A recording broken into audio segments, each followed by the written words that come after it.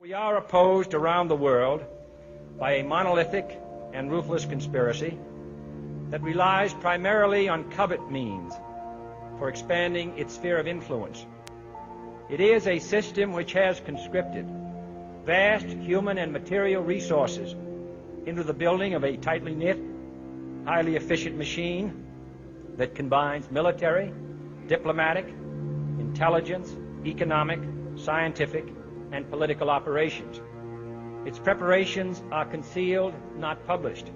Its mistakes are buried, not headlined. Its dissenters are silenced, not praised. Americans, mobilize. Stand together, stand tall. Tell the government you're mad as hell. No longer cooperate with the government.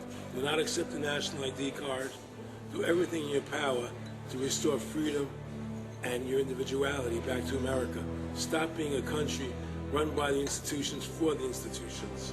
Let's go back to we the people, by the people, for the people, as opposed to we the institution, by the institution, for the institution.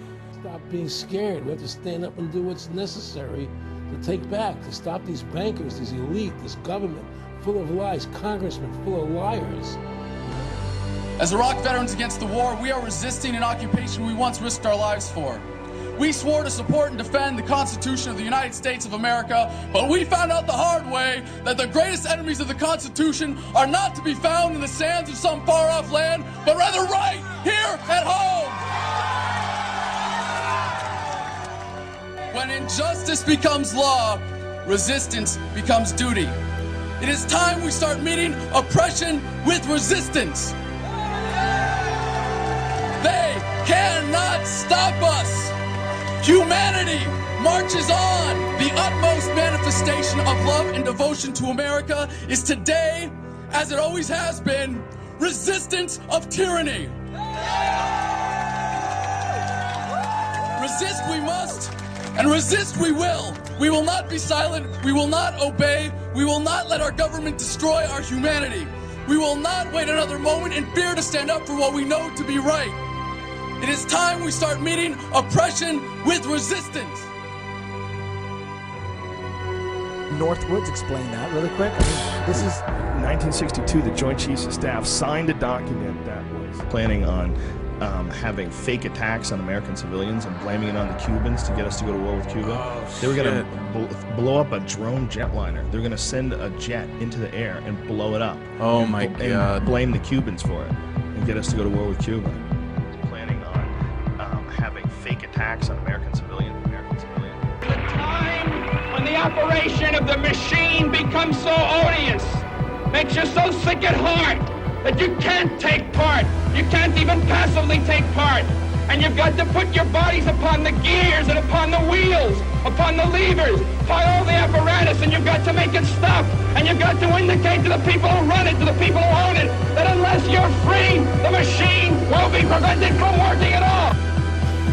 I served with Kilo Company, 3rd Battalion, 8th Marines as an automatic machine gunner. There's a term, once a Marine, always a Marine, but there's also the term, eat the apple, F the Corps. I don't work for you no more.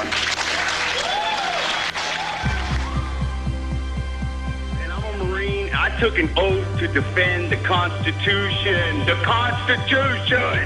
I didn't take an oath to defend these banksters. And I guarantee you, all you devil dogs out there need to rise up and take over this country and defend the Constitution against these punks. Okay, I'm sick of it too, Alex. You know, I'm a Marine, but I'm sick of this. You know, they're using us and they're sucking us dry and they are destroying us.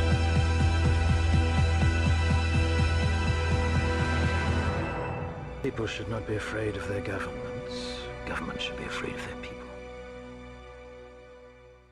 Councils of government, we must guard against the acquisition of unwarranted influence, whether sought or unsought, by the military-industrial complex. The potential for the disastrous rise of misplaced power exists and will persist. We must never let the weight of this combination endanger our liberties or democratic processes.